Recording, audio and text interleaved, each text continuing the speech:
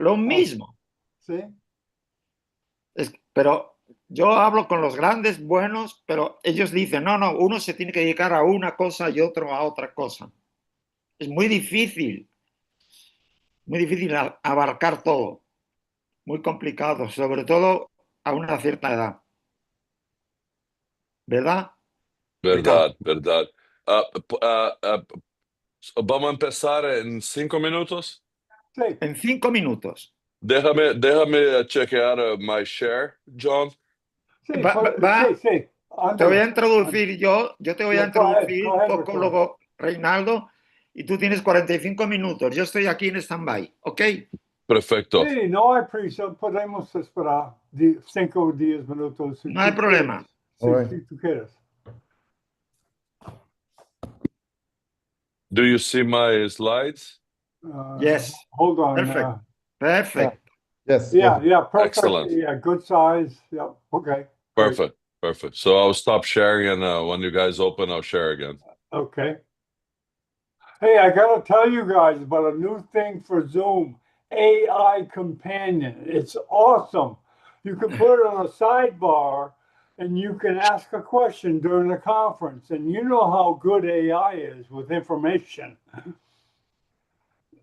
That's cool. AI Companion, because I know that because I watched the webinar like a person on YouTube. I started the live chat, and then I was saying to myself, geez, I wish I had AI easily accessible. And Zoom builds it in now, which is So great. John, can we test that? Because that would be cool to show to the Yeah, yeah, people. yeah. Yeah, okay. I'm gonna turn it on right. Well, I don't know if you even see it because there should be a AI companion on your bar. And you click on it. It's I'm starting it now, but I don't know if you guys can see it. I see it. Yeah. Oh, you can see it. Okay, Yeah. ask a question. See if you can ask a question. I asked about your background. Ask a question. I don't know if other people can ask.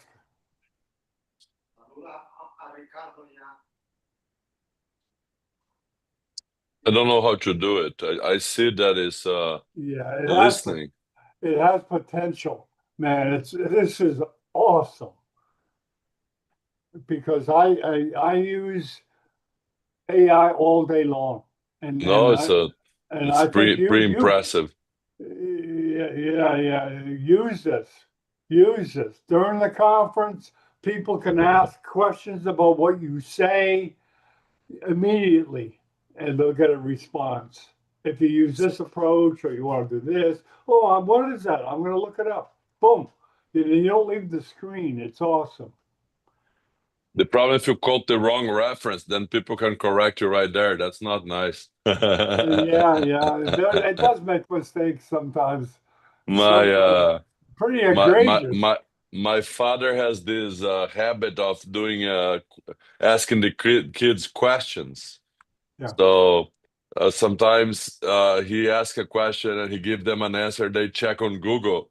Google said no, that's not the answer. So they go, Ah, Grandpa, Abuelo, no, eso no es. how does he like our internet? Does he handle it okay? He's forced to use it, so he doesn't love it. Oh, okay. Bueno, ya vuestros hijos, Ricardo, vuestros hijos Sí. ya no pueden ser americanos, los nuevos. Trump ha dicho no más. No, la más nuevita es de tiene 9 años, Eso no es problema, pero si tú tienes otra mujer nueva y sí. tienes uno, ya estás jodido. Te tengo una nueva de me vuelvo a Brasil, Luis, o voy a Madrid. Ese cuento común. Bueno, tú sabes que yo tengo 3 veces. Luis tiene experiencia. Sí. Okay. Ya But soy abuelo, okay. tengo un nieto en Israel. Oh, muy bien, Oh, muy bien. wow. Y su marido, o sea, mi yerno, es de San Pablo. Oh, look at that. O sea, Viaja mucho. no, matan muchos terroristas. Oh, Bueno, yo Uh, creo que queda un minuto, John. ¿sí? ¿Qué dice? Eh, eh, 1 minute to start, ¿no? Sí, sí, sí. No hay prisa. No hay prisa, tú lo controlas. El comandante John Bennett. Sí, sí, sí, este congreso, nunca voy a olvidar esto, Luis. Para mí es uno de los únicos congresos se fue. Sí, Yo estoy comunicando bien con un neurocirujano de Suecia, Dr. Atta Bhatti. Él es un neurocirujano dual, ¿cómo se dice? De los dos. Eh, fine, ¿Qué? Sí, fine. sí, Atta Bhatti. whenever you're ready. Okay, Louis, well, what do you think? Louis, you ready to go? Yes, yes. Okay, 10, 9, 8, 7, 6, 5, 4, 2, 1. Buenos días, soy Dr. John Bennett de Neurosurgical TV. Hogar. Oh, I'm sorry, I'm speaking in Spanish. You guys know this is John Bennett televising from Miami Beach, Florida, home of Neurosurgical TV. We have the honor of having some old confereestas that I met originally about 7 or 8 years ago with Ricardo Anel. I met him there, and I met Yuha there, and I met Lewis there, and Ronaldo there. Yeah. So this is kind of like a reunion. And we're lucky to have Ricardo from Jacksonville. He has a stroke program there, and which we've televised here. And we'll let Ronaldo introduce Ricardo. Okay. Good day, I'm sorry. Ronaldo is a neurosurgeon from Tabasco, Mexico. Okay. Yes. Thank you so much. Welcome one more time to Neurosurgery TV. It's a great experience to have with a great professor, and it's a very place to, if you don't have agree with your commentaries, you can to boxing and to fight for your experience. It's an honor for me to introduce Professor Director Baptist Neurosurgical Institute and those share stroke and cerebrovascular surgery. He has extensive experience in the management of cerebrovascular disease malformation and spinal pathology. It's pretty important articles on genetics and the family relationship of that pathology. The PCI aneurysm with a comprise 10 and 50% of posterior circulation aneurysms. Present a difficult challenge because they are located in a exquisitely and eloquent and sometimes difficult to reach the area of the prostate or the posterior fossa. I think the endovascular approach and the vascular treatment is pretty important to know. And Professor Ricardo Hanel, he has a great experience. Professor Ricardo Hanel, please, we are waiting for your topic. Thank you so much. Thank you, Reynald. Thank you. Adelante, adelante.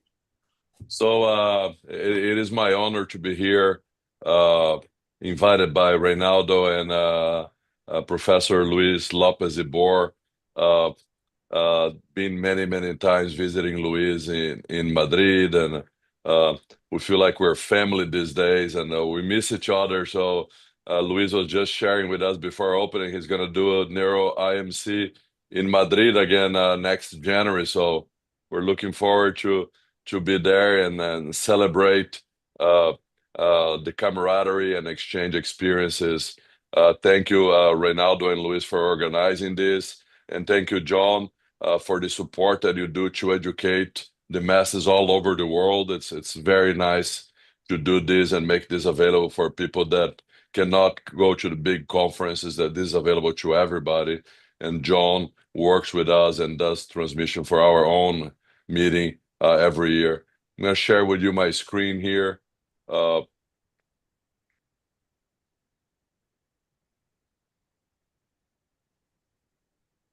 Again, I put this slide there.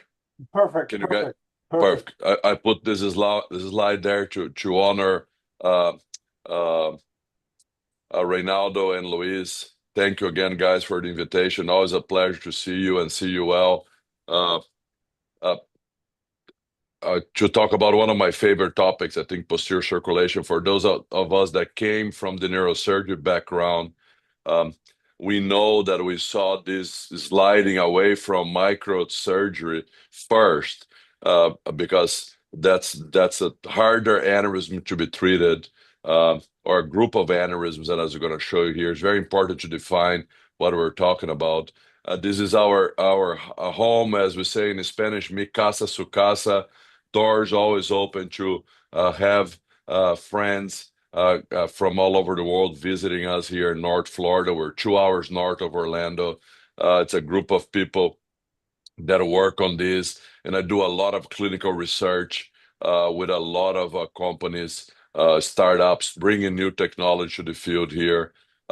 My career started in Brazil, where I trained in neurosurgery under Professor Araujo in Curitiba, and I came to Buffalo and trained under Nick Hopkins. Nick no longer with us, passed in October last year, and from Buffalo, I moved to Phoenix. So my major disclosure is I do both, and try to stay well versed on both microsurgery and endovascular therapies. And you see here that does play a role when we're dealing with brain aneurysms.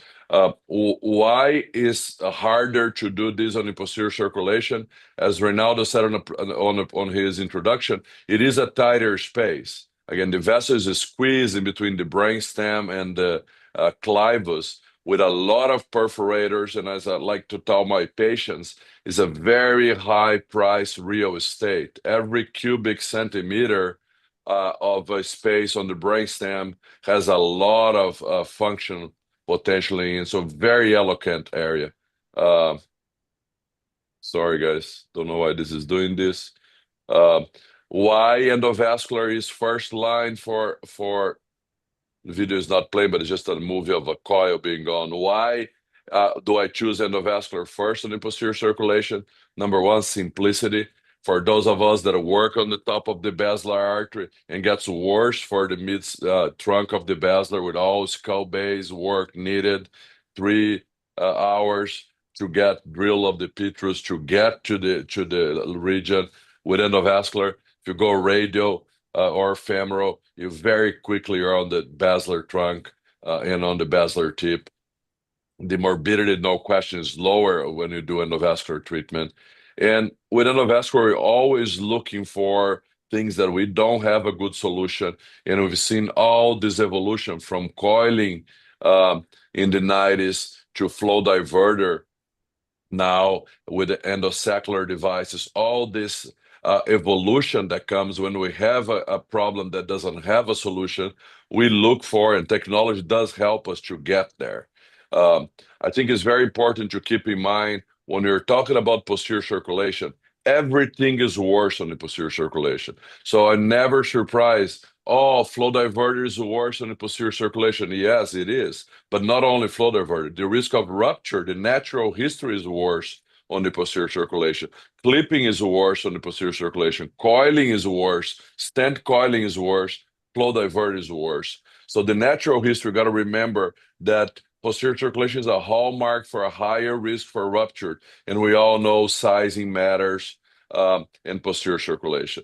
I'm going to divert just a second from the topic of aneurysm to talk about a revolution that is about to happen, that is neuro-optic coherence tomography. Had the honor to work with Vitor Pereira, Pedro Lilik, Dimitrios Lopez, Matt Gunis, and Ajit Puri on this, where we're about to start this trial in the United States, where with this 21 wire inside a microcatheter, this goes for a 21 microcatheter, you'll be able to do a very high resolution to the definition of 10 micrometers, very, very a good definition. And you see here at the bottom, you can see very, very fine details of the wall of this vessel. So we just published this. So basically what you're doing on your angiogram, you go and run your distal access catheter, run your microcatheter, you put your wire there. When you pull back the wire, this laser light scans the wall and give you this beautiful image of perforator vessel wall. Why I'm talking about this on the posterior circulation? Because I wish I could see the wall of an aneurysm as well as I see when I'm doing a clipping. You see here, this is a 4 millimeter MCA aneurysm that people said, this is low risk, no need for treatment. When you go and look at the wall, this aneurysm is ready to rupture. Again, it has very, very frail walls. With OCT, we can see the vessel wall like we've never seen before. So forecasting the risk and understanding aneurysms, especially in more delicate situations like posterior circulation, it will be very important. And this is a case from Pedro. You look at this small M1 aneurysm here. He said, that's benign, low risk. Pedro runs the OCT. This vessel has a histology of a ruptured aneurysm based on the Helsinki criteria. It's 20 micrometers wall. All the layers are gone. This thing is ready to rupture. So again, later this year, we're going to be running this in a clinical trial here in the US with Dimitrios and ISPIs here in the US. You'll be able to do this as a diagnostic tool. Should I treat this aneurysm or not? Look at this other aneurysm. This wall is more stable, 60 micrometers, and you can see the layers, the elastic membrane. You can see a position of device. So this is going to revolutionize the way we decide treatment, and also the way we measure our tools, and I think it will improve the treatment of the aneurysms. When we talk about clipping versus coiling, that is a topic that is relevant to many countries in the world. We know I go and work elsewhere, doing volunteer work in my home country, Brazil, or in the Philippines. The tools that we have to treat aneurysms at my centers are not the same that you have at Philippine General Hospital, for example. So this reality applies to the US, United States as a country. I know this does not apply to everybody else, but every country that you look into this, when the economic issues go away, becomes an irreversible trend that the number of aneurysms treated by endovascular tools just grow every year, and the number of aneurysms treated by clipping decrease, and that's an irreversible trend in the US, and every country that we go through sees that when it comes. Coiling, start very simple. Coiling works really well. This is a patient that I treated 15 years ago, simple balloon-assisted coiling a la Jacques Moret. Learned this from Jacques and use that routinely on the practice. Here you see, I don't do follow-up angiograms for this patient after the initial 1 year angiogram. And here you see 15 years later, beautiful reconstruction of that basilar tip. Does that happen every single case? No, it doesn't. We all know there are recurrences. Like on this one, this lady, a pica aneurysm that we coil 6 years ago. You see here the before, and now 6 years later, she developed another aneurysm right next to that, probably circumferential disease on that vessel. And then we just treat her with a simple stent coiling. What we described first, cross cord coming from the right vert into the pica. So the stent is like a T here, and then we coil that. And the stent gives durability improved to that. Another one, just a bit different on this one, new technology coming, right?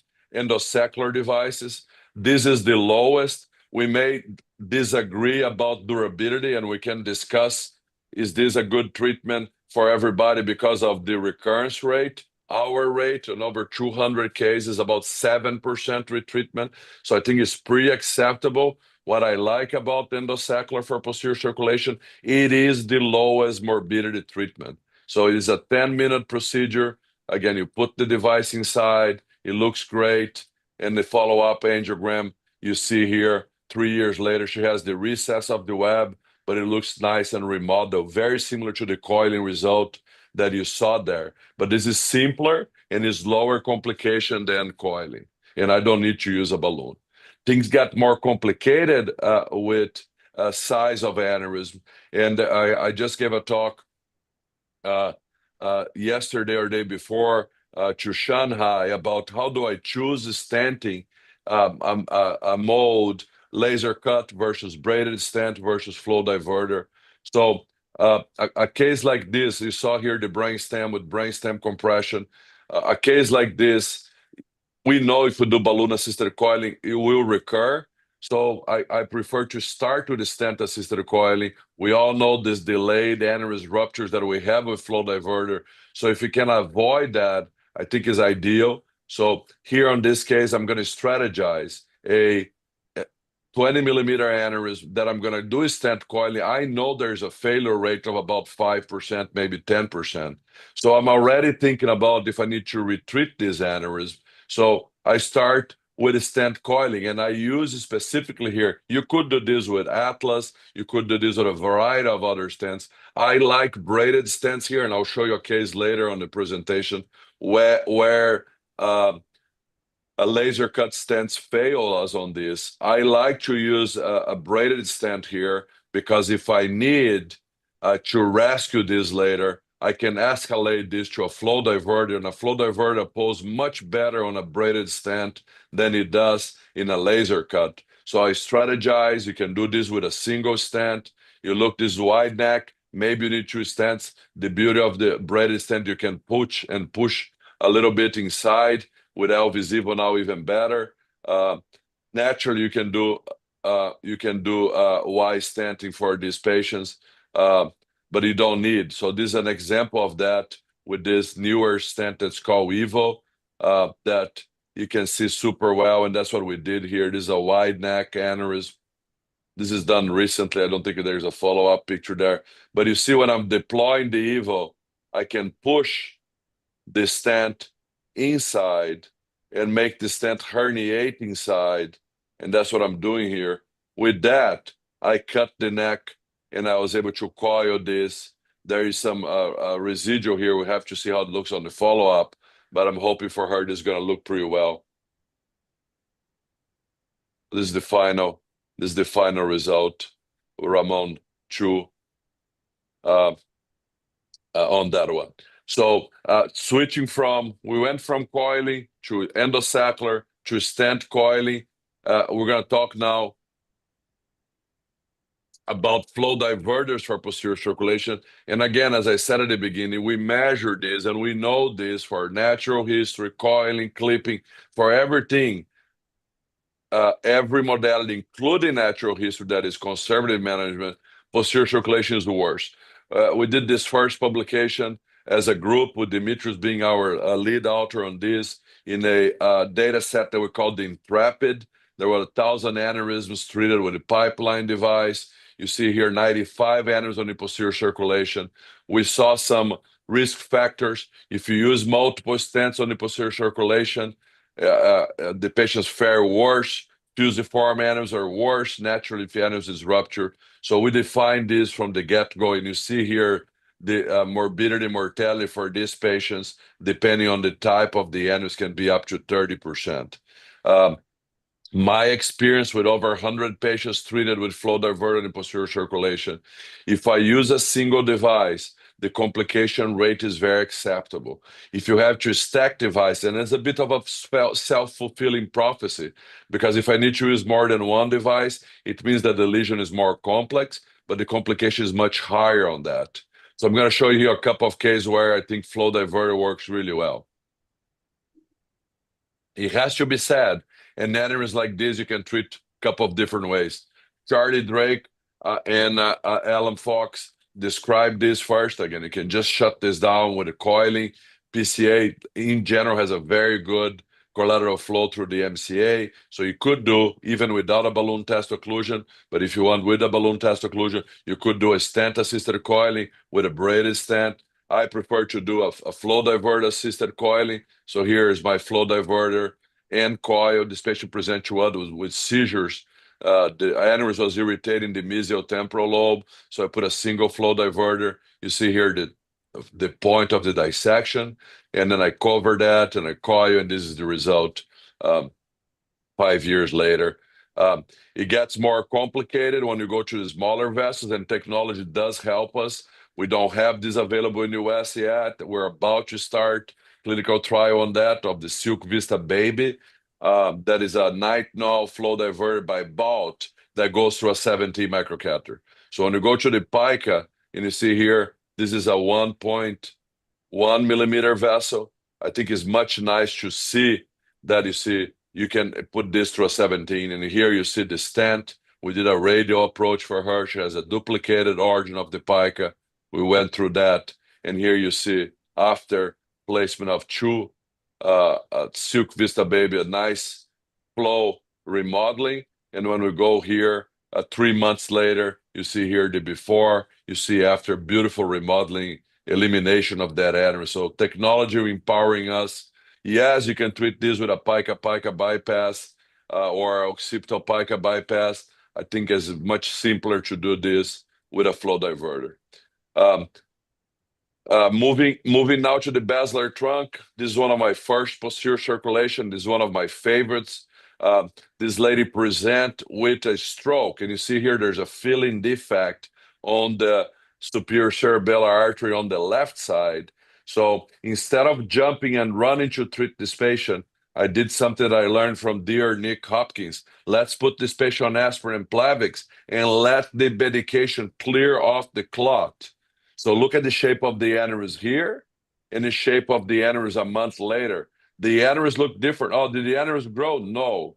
This is a partially thrombosed aneurysm. Look at the PCA and the SCA is spread by the aneurysm. So you can tell even without seeing that there's a ball of clot here. So when you put this patient on Plavix, that clears the clot from the vessel, but also from the aneurysm. And now I would argue this is a more stable. She happened to have a duplicated SCA. That's where the aneurysm is located. And we would treat her with a single flow diverter. This is 12 months later. This is 2 years later. And here you see on the MRI beautifully, you see the aneurysm at the beginning with compression of the brainstem, and on the follow-up, complete remodeling of that, involution of the aneurysm and the brainstem back to normal shape. So that very, very inspiring to see that. Another one for posterior circulation, this guy came to us with a ruptured ACOM. We treated him with coiling. He had this aneurysm in 2015. I said, this guy is older. Let's just monitor this. This is a fusiform aneurysm. The natural history is less established. He had no symptoms from that.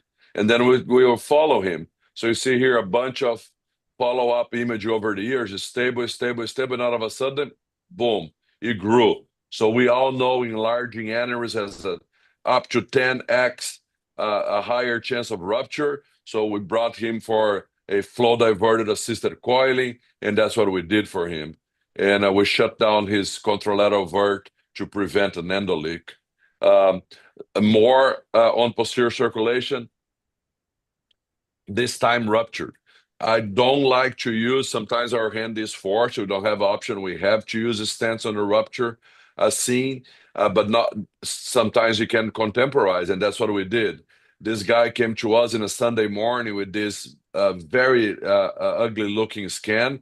My younger partner said, oh, he has a brainstem hemorrhage. I said, no, that's the aneurysm that is being seen here on the plain CT. And now here you see the CTA.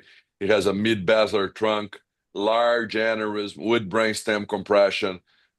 This guy has a very low GCS. He's in bad shape.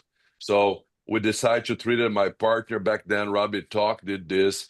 He coiled this, balloon-assisted coiling this aneurysm. We know this is not finished. We left a neck behind. We know this is going to recur. This guy went through bilateral decompressive craniectomy, feeding tube, tracheostomy. 2-3 months later, he's surviving. He's doing great. Then we brought him back to finish the aneurysm treatment. And this was a simple flow diverter. You saw how the aneurysm already recur, would regrow at the base of the aneurysm. We put a flow diverter, and this is history. This guy's cured. He has many years of follow-up with a beautiful remodeling of that. It gets more complicated when you have brainstem compression. You have to contemporize and plan that this patient will get worse before it gets better. And this is true for probably all modalities. This lady came, I had 4 kids. She just delivered her 5th baby, and she has this massive aneurysm with brainstem compression. She's very symptomatic. Look at the size of the ventricle. She does not have hydrocephalus, but I will plan for that as if she had. So you see here her 3D angiogram. You see there's an AICA, anterior inferior cerebral artery, coming from the base of the aneurysm. She passed an Alcock test, so she has a good PCOM. So this is in. So we're listening. Somebody needs to mute their microphone there, guys. Okay, yeah, it's my job there. That's okay. So this patient has this massive mid-basilar trunk, and she has a good PCOM. So depending where you are, if you don't have a flow diverter, basilar artery sacrifice is a good treatment for this patient. And I discussed this with her. We could have sacrificed her basilar artery by coiling the basilar trunk right against the aneurysm, or coiling just proximal, or coiling just distal. That's probably what I would do for her if I would sacrifice her endovascular. Another option, you can do a left side approach and clip the basilar just above the aneurysm. That's a very inexpensive way to do that. You still have to deal with the mass effect of the aneurysm, but if you don't have what I'm going to show you next, that is flow diverter, there are other ways to treat this aneurysm. So I discussed this with her, and I decided to treat her with flow diverted assisted coiling. I don't want, and you saw here, I used 2 devices because of that. Before doing her procedure, she got a VP shunt. She got a PEG tube placement because she already had swallow difficulty. So think about, guys, you're going to put this patient on aspirin and Plavix or dual antiplatelet, aspirin, Brilinta, aspirin, Effien. If this patient develops hydrocephalus, she's in trouble. You're going to have to do with a shunt after. So she got a prophylactic VP shunt, even though she had no hydrocephalus. And she got a prophylactic PEG tube because she had some swallow difficulty that could get worse. I lost a couple of patients during my career because of PEG tube placement, percutaneous endoscopic gastrostomy placement on patients on dual antiplatelet. So you have to prepare for this. And she has to be aware your mass effect is going to get worse before it gets better. So we coil her, we put flow diverter there, and you see here, she did get worse. The brainstem, because the aneurysm thrombosed, the symptoms got worse. This is her angiogram a week later, and thankfully 18 months later, her brainstem compression is much better. She's back to work, taking care of her kids. She has a small aneurysm remnant. This reminds me a lot of a case that I witnessed from Dr. Spatzler, where he clipped one of these aneurysms with cardiac standstill and spare a piece of the aneurysm to feed the AICA. So this aneurysm, it will be there while the AICA is open. If this vessel goes away by itself, the aneurysm remnant will thrombose. I'm very happy with this. She's 5 years later, she's doing really well with follow-ups. Moving from a sacral or dissecting sacral aneurysm to a different pathology, you got to be careful when you talk about posterior circulation aneurysms. That the term aneurysms is very vague and has a bunch of different pathologies incorporated on that. This is not a regular sacral aneurysm. This is likely a atherosclerotic aneurysm, different than a sacral aneurysm that is more common in male. Female. This aneurysm is more common in male. Is a vasculopathy of the basilar artery, just like abdominal aorta aneurysm that is more common in men. So my strategy today for these aneurysms, I go to the least involved basilar. So she has aneurysm on both vertebral arteries, sorry. I go to the least involved vertebral artery. You see here that she has aneurysm involving both, but the bulk of our aneurysm is on the left vert, and my right vert has a decent size. So I'm not going to flow diverter this. I'm going to flow diverter the right vert that has less disease, and I'm going to shut down the left to prevent endoleak. So I look into this every time I'm dealing with this aneurysm. She's symptomatic. She has a bad natural history. So that's what we did for her. We did pipeline from right vertebral artery to the basilar. And again, we did use both radial arteries for approach for her, and we did shut down her left vertebral artery that had here. I'll show you guys again. So we use this little gadget called the MVP plug that occludes the vessel really fast and sharp. So this is the MVP plug. We put that there and occlude the vert right next to that pica. So be aware of the presence every time you're sacrificing the V4 segment of the vertebral artery. Be aware of your anterior spinal artery. You got to look at that very carefully because the anterior spinal artery can be your enemy there, and you can cause a devastating complication with an anterior spinal artery infarct. So be aware of that. Another thing that we learn and we use here, we start this with AJ Walklow and the guys from Buffalo adapting to that. And Adnan Siddiqui and the team put our series together, where we start, instead of doing aspirin and aspirin and Brilinta for this dolichoectatic vertebral basilar annulus, we noticed that the patients that were anticoagulated with Xarelto or Eliquis, they fare better. So what we start analyzing is what happened if we do this for these patients. What we notice is that the rate of ischemic complication, if you use triple therapy, is much lower. So it did decrease the number of complications for these patients from 23% on the dual antiplatelet to 7%. So a significant reduced number of ischemic complications. That is the major enemy here. Some hemorrhage, especially more bladder hemorrhage on the triple therapy, and that's expected. And the occlusion rate was a bit lower. Sorry, was significantly lower on the triple therapy. I'm not worried about this aneurysm looking perfect. There's a good chance if you don't do antiplatelet that you're gonna have endoleaks because those are fusiform aneurysms with free-floating devices. So I'm trying to avoid complication. There's no question in my mind, and we do this for every dolichoectatic vertebral basilar aneurysm that we put these patients on triple therapy. We do the patient on aspirin, Brilinta, or Effient, and IV heparin. Once the excess is resolved, we switch the patient to a low dose Eliquis, and here you see a lower complication rate.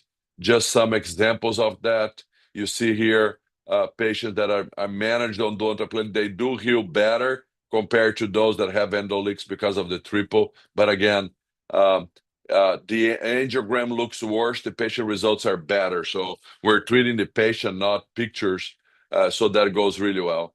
So you see here just another example of that with newer technology. This patient has this enlarging vertebral basilar aneurysm. And even though a Medtronic took this off the market, we still use this. But there are other options like Derivo or Surpass, Streamline, Evolve, and Elite goes to 5.5. Here we use a Pipeline Vantage single device, and then sac divert. See, you see a beautiful illustration of what I told you a second ago. I'm going to play this again for you guys.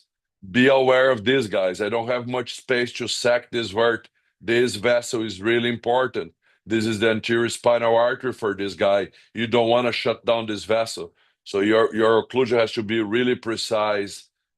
This guy I could not use. I would love to use the MVP plug. I don't have that on the picture here, but his road here, his proximal vertebral artery is impossible to manage with anything else than a headway dual. So I could not use the MVP plug that requires a 27 microcatheter. So he did really well. And here you see his follow-up. Endovascular is great, and I'm getting close to the end of my presentation, respect of time. Endovascular is great, but this is a shortcoming of our technique. And you can argue that maybe this was because of the technique that we use, the tools that we use. This lady got coil for a basilar aneurysm, and I don't have the pictures here, but I saw the image. It was a good packing, was a good result. She recurred. The colleague decided to treat her with an Atlas. So he did an Atlas-assisted coiling and coiled 2 times after the Atlas was in place. So she got coiled first by itself and twice with stent-assisted coiling. And she came to us for flow diverter treatment of this basilar tip aneurysm. So you see here, she has a very dysplastic, and I don't have the pictures here, but take my word, the left PCA does feel from here. You're seeing the SCA on this picture, but it feels from that. But the top of the basilar got much more dysplastic, and we know that when the aneurysm grows, it stretches the base and create dysplasia on these vessels. So she came to us for a flow diverter placement. I discussed with her, said, ma'am, to use a flow diverter inside a laser cut stent, the efficacy of the flow diverter is decreased, and the complication rate for perforator stroke is higher because the Atlas stent will create areas of malapposition, and malapposition is a substrate for thrombus formation. So we talked to her, said, let's check other things. And here you see already on this angiogram here, you see here on her, sorry, this went forward. If I play this here for you, you see here, briefly you see, right there, she has a beautiful posterior communicating artery on this side. So I told her, so look, maybe we have a different option here. Let's check this. And going back to what I showed you a minute ago, this is the way I do an Alcock test in 2025. Been doing this for quite some time. I put my balloon, this is a high-perform balloon. I put my balloon on the basilar, the patient is awake, and I inject my carotid artery. And you see here the AP view, and here you see the lateral view, which has a beautiful PCOM there that fills the whole top of the basilar artery. So I discussed with her, said, look, in my opinion, your best treatment here is to sacrifice the basilar artery, not to put a flow diverter here. And I would argue that the best way to occlude this basilar artery, because I can see the perforators and I can avoid the perforator, is old school clip. So I brought her to the OR and did a right-sided craniotomy. So this is the frontal lobe, this is the temporal lobe, Sylvian fissure. This is a pterionocraniotomy. I'm gonna skip this for sake of time. So I'm just doing my dissection, splitting the Sylvian fissure sharply, optic nerve, carotid artery, and now I turn my attention to the carotid oculomotor triangle. I'm retracting my temporal lobe, and I'm going to dissect that, go through the membrane of Liliequist.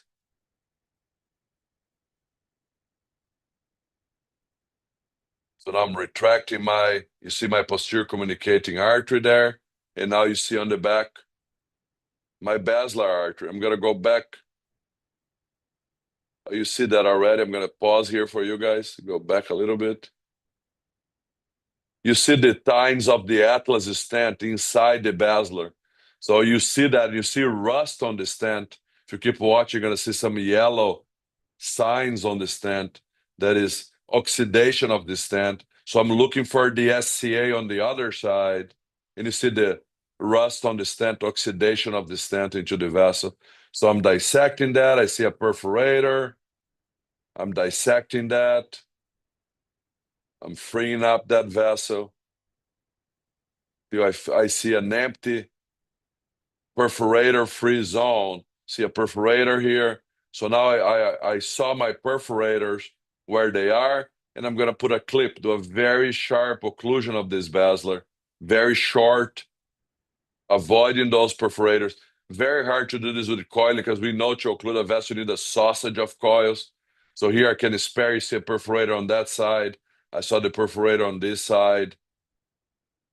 We did this thing that is called icy green, not very useful here. And this, as you see, this is right after, on the table, intraoperative angiogram. You see that actually the stent is right at the edge of the Neuroform Atlas stent. So you see stasis on the aneurysm. You see the basilar is occluded from below. And when we bring her back 5 months later, you see this beautiful, beautiful remodeling. So you see that the basilar is occluded, and you don't see filling of the aneurysm anymore. On this still picture here, you see that you see the PCOM, the PCA, and the SCA filling from here, and you don't see aneurysm filling anymore. So this is just to replay everything together for you guys. Pre-op, immediate, and post. So you see here through the PCOM, the aneurysm is completely occluded, and you see this beautiful remodeling. Now you see PCA on the left side, you see SCA on the left side, and the vessels on the right side feeling normal. So she's cured, uneventful, normal MRI, didn't turn a hair at all with the treatment. So with that, I think we come to the conclusion of this talk. There's no question that posterior circulation aneurysms remain challenging and humbling in spite of all the techniques and technology that we have. The results have improved a lot, our understanding of the pathology, and they're going to get even better with the neuro OCT available to us. But we start doing treatment for this. When I came to Buffalo, we cut down on the vertebral artery to put a carotid stent on the basilar artery. We don't need that anymore. For us in the US, not as much, but for you guys in Europe that you have a condys that goes up to 8 millimeters. So you can stent essentially every single vessel on this region with the new tools. I completely believe that flow divergence is a very valid strategy. No question, like everything else, is higher risk, but it is valuable, as I showed you here, in a bunch of different locations and different pathologies. I try on my daily practice when I go treat the aneurysm on the posterior circulation, also on the anterior, but more so on the posterior, to use a single device. I think the complication rate is lower. You have to understand the pathology. Not all aneurysms are the same. You cannot expect the same result in a sacral aneurysm and in a dissecting aneurysm on atherosclerotic disease. So those are different pathologies, wrongly so under the same umbrella of aneurysm. So it's our job to understand what we're dealing with. We'll be able to understand much better.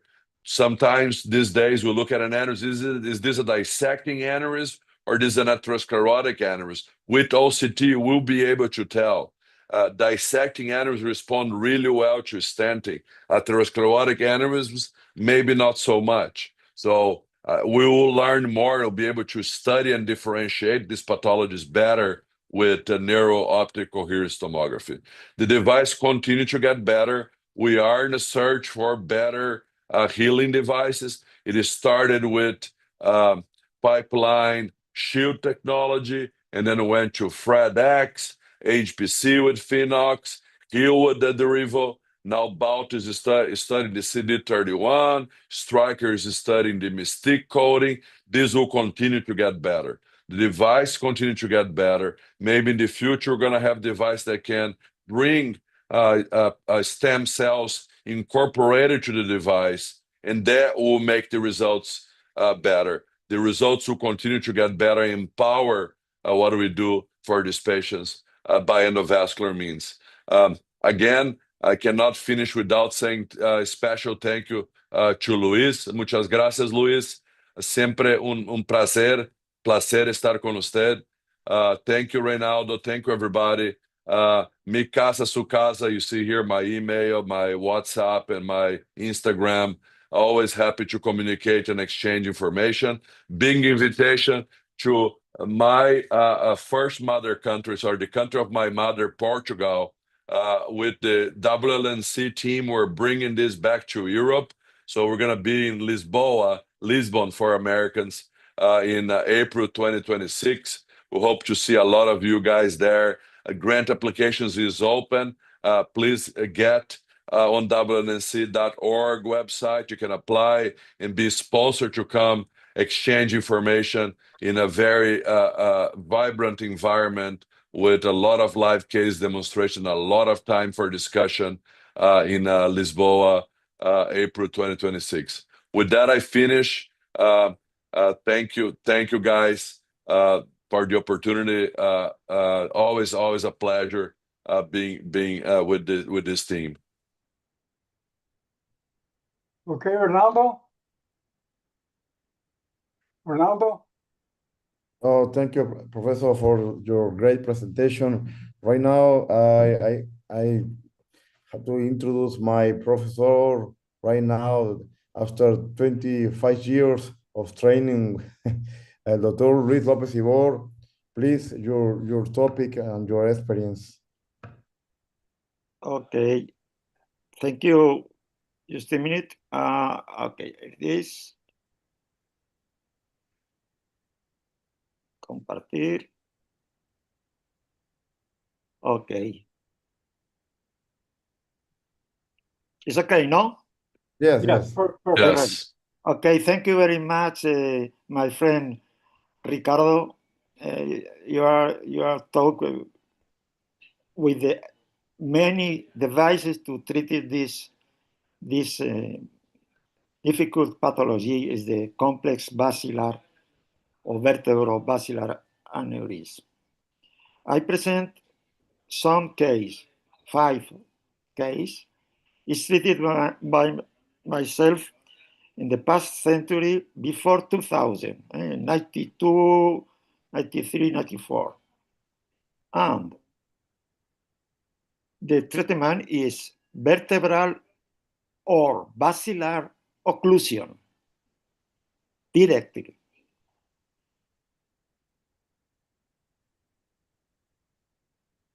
I remember the technique of Professor Charles Drake in London, Ontario, Canada, have a tourniquet with manual external device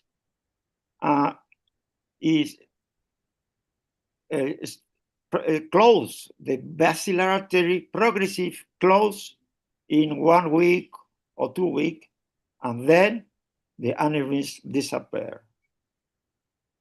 Also, my friend Juha Hernesniemi described the mechanical external tourniquet. It's not necessary it's only to the vertebral, and with the mechanical and electromechanical close the artery, the parent vessel. This is my old strategy, but I think today is sometimes is the best. Is the best. Is the close the parent vessel. Where is my strategy? Is multi-stage occlusion to accommodate the collateral circulation. It's not in one time. You treat partially or you occlude one vessel, and then you wait 1 month or 3 weeks to open the posterior communicant artery or collateral leptomeningeal artery. This is possible. Finally, you need close the origin of the aneurysm as possible. It's possible. It's possible. It's possible, and you need to close the basilar artery. This example is treated in 1998 in Medellin, Colombia. Myself, your thrombus, partial thrombus, you are the aneurysm, AP view. This is coiling, and 3 months later, the aneurysm is reopening. I decide to treat with more coiling, and in this time, the posterior communicant artery is still open, and this is occluded basilar artery and collateral circulation with posterior communicant artery. This is the best treatment I finally totally cured this patient, only have hemiparesia because you are ischemia in the protuberancia with the short perforant basilar artery. This is, the patient is well now, 30 years later. Second case is 70-year male have a fusiform basilar arterial aneurysm. This is the aneurysm. I decide to treat, the first step, I decide to treat, close the balloon with balloon in the dominant vertebral artery just before pica. This is depending of the anatomy. It's important to see where is the position of the spinal artery, because many times you are the spinal artery, the beginning of the spinal artery is in this part. The magnetic resonance have a thrombus. This is the schema. I don't know where's my, okay, it's here. This is the basilar, don't have at the beginning the posterior communicant artery. I start with the balloon here, don't have anastomosis occipital. This is the control, close the artery, and I decide to close the second vertebral with another balloon here, and ascending cervical ascending artery. Your anastomosis with the PACA and your anastomosis with the aneurysm. This is the MR, magnetic resonance. I decide to occlude it, totally occlude it. And this is the control. Occlude the basilar artery, and this is the result. No, sorry, this is another patient. This is another patient. This is this patient.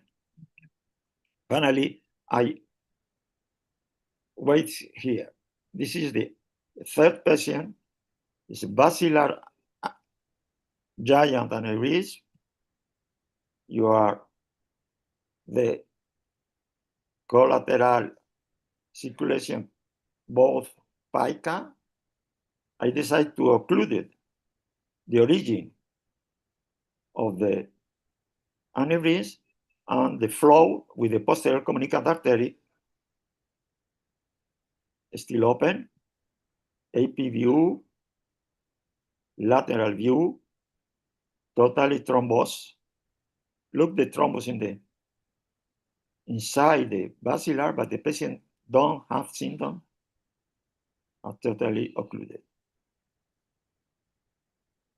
Is the few months later decreased the volume of the aneurysm. Another case, 22-year-old man have edema in the mesencephalon. No, where is the finger? Okay. The edema here, stenosis of aqueduct, dilatation on the temporal horn. I decide to occlude it. Before occlude the aneurysm, I decide occlude the vertebral dominant artery. Why? Because I think, see, I put in the first time the coil here, you are the risk grow the aneurysm. I decide to close this dominant And 2 weeks later, you are the vertebral dominant artery closed valve balloon, decrease the volume of the aneurysms, and in this moment, I decide to treat with coiling.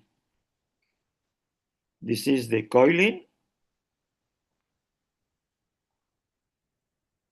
And finally, I decide to close the right vertebral artery.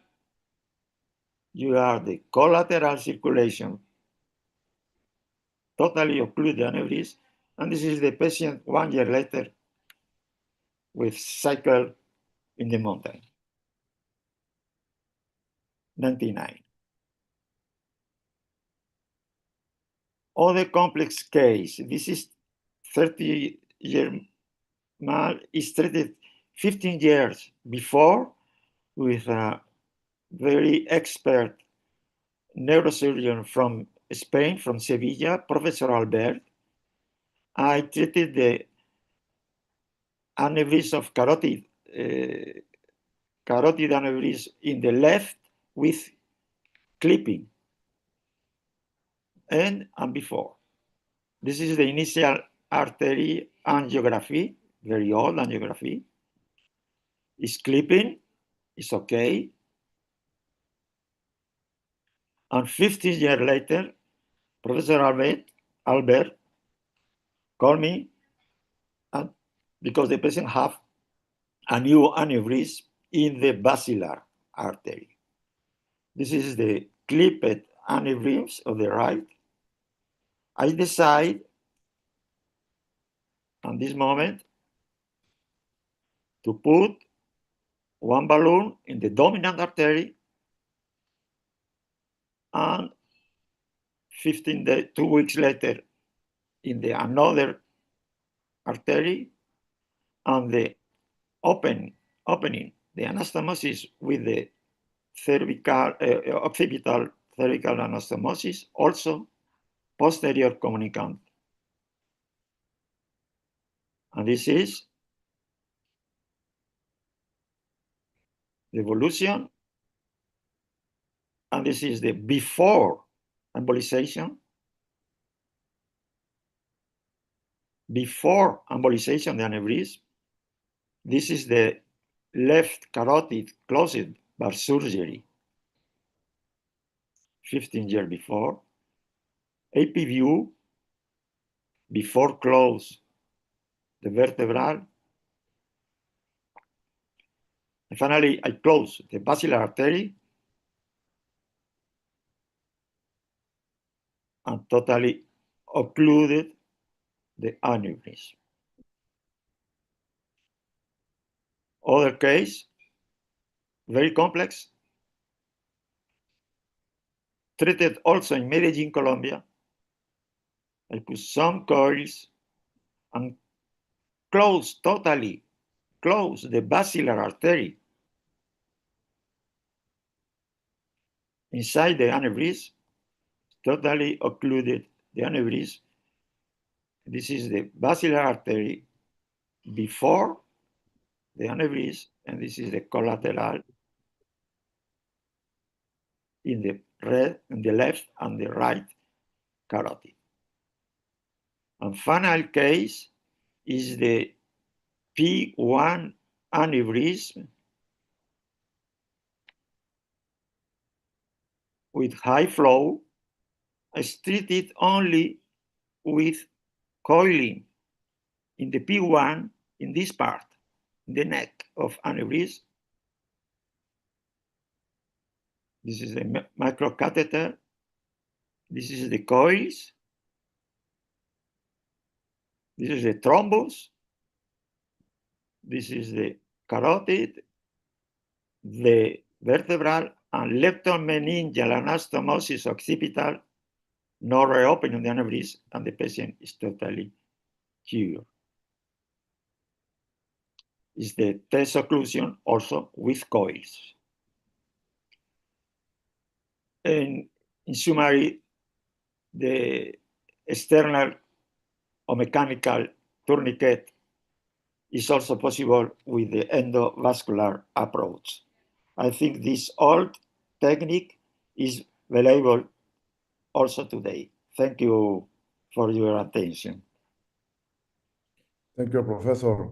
I had any questions and commentaries. I am very impressed with your drawing. Professor, you are a Picasso with your schemas, Professor Luis. Completely, vertebral artery aneurysms have a relative benign in natural history. An endovascular treatment is now to be safe and effective. Other unique challenge encountered the posterior circulation include the bifurcations, configuration of basilar apex aneurysm. I have a question for both professors. I saw both topics very different in focus. Is simplicity always for me or for all the endovascular surgeons is the better. What your both recommendations? What will be your best recommendation for treating this condition to your experience? I think we could be any form to simplify to manage very simplicity about the compress of the brainstem or even don't block perforate artery. Well, what would be your best recommendations? This question is for both professors. Please, Ricardo. So thank you, Reynald. Luis, beautiful presentation. Again, as I said throughout my presentation, I think Luis demonstrate here beautifully something that I learned from Jacques and I think Luis on this. Again, paired vessel sacrifice, it is a very effective way to treat aneurysms. It's just that you cannot do that for all the aneurysms. But for these dissecting aneurysms, I think it's very, very, and I showed you a case that I did with clipping. Luis showed this beautifully, the case that I did with the flow diverter.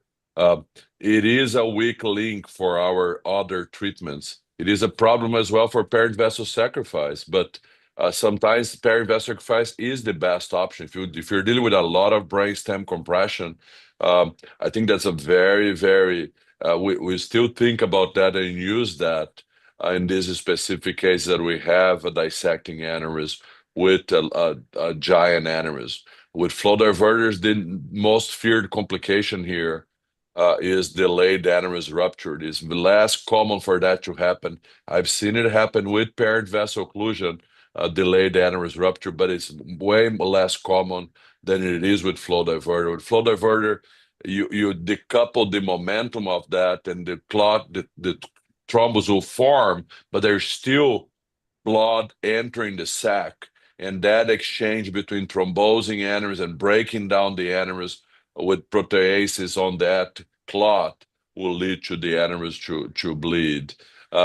So I think simplicity here, Reynaldo, is to look at every single case and see what you have available in your country, the tools that you have available, and strategize with that.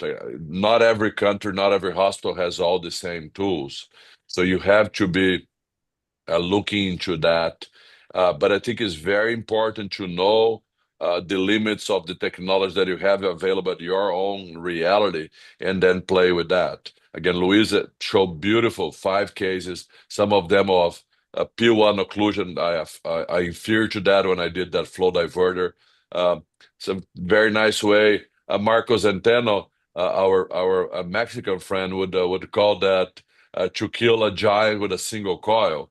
That's Marco line, and Luisa illustrated that beautiful on that P1. So I think all these tools are available. I think it's a case by case. You got to study well and know what Luis said. You see the strategy of occluding below the vert, below the C1 occipital anastomosis in one side, on the other side. So there's a lot of strategy that go into that. And that should not be a lost art, because I think paired vessel occlusion remains. We're just coming from Jackson Hole. We had a conference that somebody lost a patient on a flow diverter, and the comment that came, I immediately said, look at this. This is a giant aneurysm. This beautiful peak comes. You just coil this aneurysm, paired vessel right at the neck. This vessel is dissected, it's already narrow because of that. So it's not hard to occlude these vessels. You got to keep that in mind. Yes, yes, Ricardo. My topic in this round table is only the complementary for your topic. I start with the patient treated before the period I have the stenting of flow diverter. I treated with flow diverter in vertebrovascular system, and you are three types of aneurysm: standard, dissecting, or arteriosclerotic. It's totally different. If you think you need more than one device, you see you are more complication. Another lesson is you need to learn you have the possibility one time to close the vessel because it's the best. But at the beginning, don't have this possibility because it's not open, the collateral circulation. This is the idea of Charles Drake with the tourniquet and Juha Hernesniemi and Benham Rehai. I think now I have many devices, but I think sometimes I need revival to the old technique. I discussed the last 2 weeks with Professor Gula Gael from Denmark, and many cases this crazy is impossible. Wait, and 2 weeks or 1 month later, the collateral circulation appear, and it's possible to complete sure the aneurysm. I discussed with Jacques Moret 2 months ago with the same topic, and I think every neurointerventional have the same idea: is it's possible to sacrifice in the basilar complex aneurysm. Maybe it's the best solution, but it's not every time possible. And sometimes it's impossible, and you need to treat with Atlas stent or a papeline or coil or wherever you want. I don't treat never with onyx in basilar aneurysm. Never. It's danger because you are flow in the perforant. Only this comment. Ronaldo. Sorry, Professor. Any question for audience? Yes, I'm Dr. Mathuria from India. My congratulations to both Professor Louis and Professor Ricardo on the great talk. And say there is no doubt the endovascular techniques are the panacea in the posterior circulation, no doubt about it. And the techniques are getting advanced and advanced.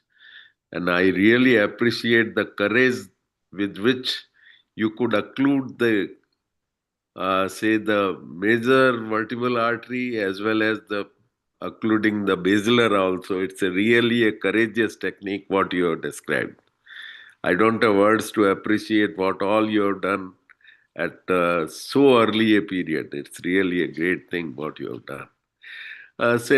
Professor Ricardo and Professor Louis both say there are aneurysms in which you have put lot of coils and they are causing pressure on the brain stem. Did you find any candidate in whom you had to go and remove the coils because it has caused a lot of pressure on the brainstem and the patient deteriorated subsequently. Yeah. Did you? So great question. Thank you for being with us and for your comments. Yes, that's what I think. If your vessel is occluded, it gives you, so some of these aneurysms they're impossible to clip, right? So if you're gonna take coils out, you gotta find a way to stop a bleeding. If the aneurysm is occluded, then the pressure is much lower. So this is one that is great to have a parent vessel sacrifice, and then you can go take out the coil mass, or sometimes just the thrombus, because the thrombus does swell right when it forms, and the patient gets worse. So there are situations that you are forced. That's why I showed you my strategy for that aneurysm fusiform, because I have a couple of cases that we had to go decompress. And if your vessel is occluded, then your operation becomes simpler because you don't have to worry about clipping the aneurysm. It's just about clipping the parent vessel once you get your coils out. But that's a desperate measure. Very often when you have to do this, um, these patients are doing very poorly. I had this discussion with Michael Otton, actually. That'll be interesting for these patients sometimes to use a covered stent, and then you can go and just take thrombus out. And Demetrius Lopez published that first.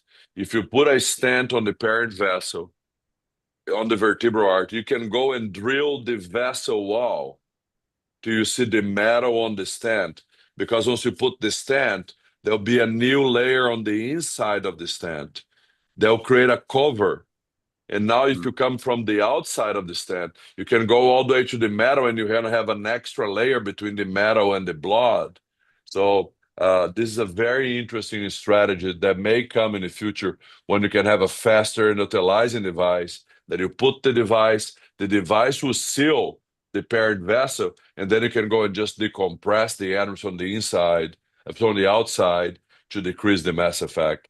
So there's more to come on that, but that's definitely a valid strategy to go take these coils out. Not easy because of the location of that. If this is a vertebral aneurysm, far lateral approach, you can do that. But if it's a mid-basilar trunk like the one that I show, and the one that is a miserable Petroso approach, very hard to get, and these coils, they don't come out easy. You have to cut the coils, so it's a more complicated operation.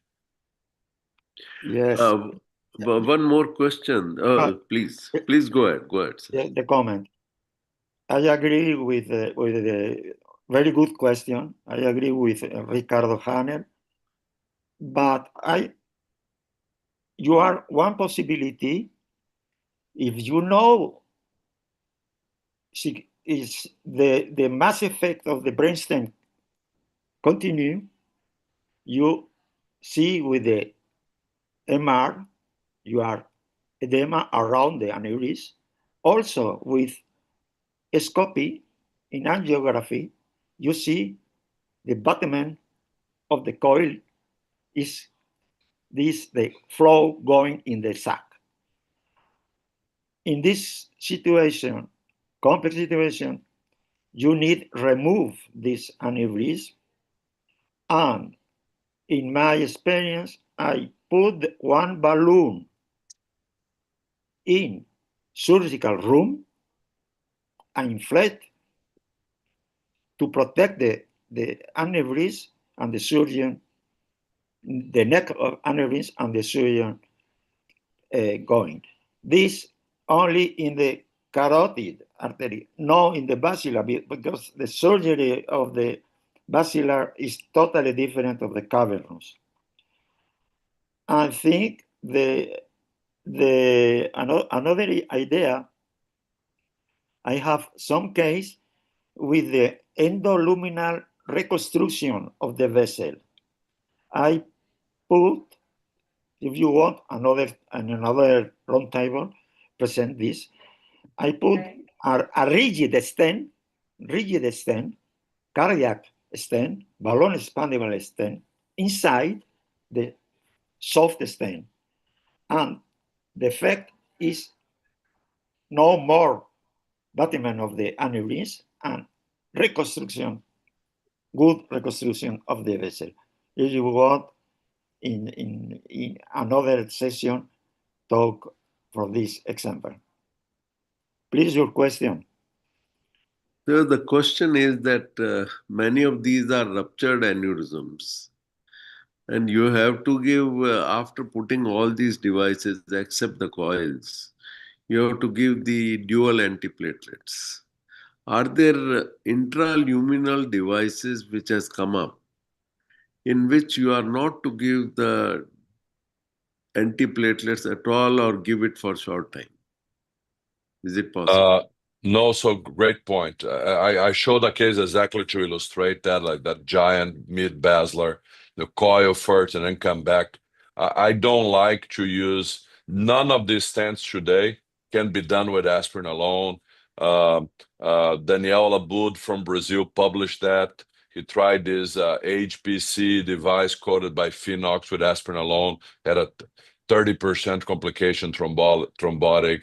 There was a pipeline study done in Australia with aspirin alone. Does not work. All this device need at least just, and the guys just published, Laurent Pierrot and the team present this study called coding. You can do this with Plavix alone or FEN alone. That's what they did.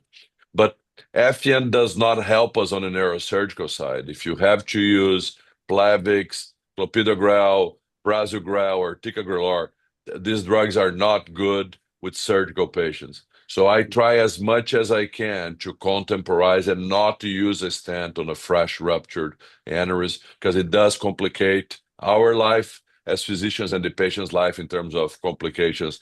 Simple things like external ventricular drainage, tracheostomy, gastrostomy can become a disaster with a bleeding complication because of these medications. None of these new stents can be done with aspirin alone. That's a holy grail. We're trying to get to that, but not yet. Not yet. So How long? if you can How have, long? Okay, How long you have to give I'd like to So, no. interrupt. I'd like to interrupt for a second.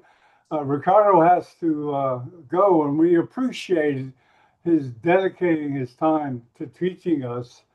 You can ask Ricardo the question in the chat, but I want to show Ricardo before he leaves. John, let me just give me 1 second. Let me just finish the answer because Yeah, I'm about done. go ahead. So we keep these patients at least 3 months, especially for this complex giant aneurysm, and I don't stop the second agent. These patients are on aspirin for life. I don't stop the second agent till I have a follow-up angiogram that is showing that the device is well healed. So, what about intrasecular devices? That's what is the question. So intrasecular, you can do with aspirin alone. There's a slightly higher thromboembolic, but a Webb, RTs, Contour, you can do with aspirin alone. That's good. Okay, thank you. Thanks. Oh, you're welcome. You're welcome. Okay, Sorry, guys, thanks. I am on call here, and my pager is going crazy here. So Oh, sure. Please go Okay, ahead. I just want to tell you quickly about this webcast we have tomorrow on dual neurosurgery, dedicated to that. We're aligning with the Alliance of Comprehensive Neurovascular Surgeons. It'll be tomorrow. Anyway, that's nice. That's perfect. Thank you, Ricardo. I'll send you the email. Thank you. We're going to Excellent. continue, but thank you. Thank you, Okay. John. Thank you. Thank you, guys. We're not Okay, finishing. Ricardo's leaving, but we're staying here. Okay. Thank you, guys. Hasta luego. Hasta Luis, luego. great seeing you well, my friend. Okay. What is the Reynaldo. mail of Professor Louis? What's your mail, Professor Louis? Can you send your mail ID? Thank you. Okay. Yeah, we'll continue if you want, Louis. Is there anything No, else? I gone with. Okay, you're all set. Yes. Professor Luis has an advertisement for the next vacations. You can to tell us something, Professor? Dr. Luis gone. Okay, thank you, Professor Bennett, for broadcasting, and thank you of the audience.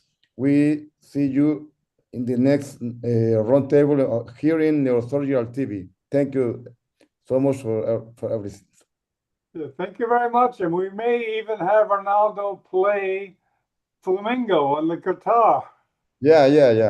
I sure. Okay, Thank you. Goodbye. Good luck. Thanks, Professor Ranado and Mr. John, and thank you very Professor. much. Thanks for coming and Okay. asking questions. Okay, nice.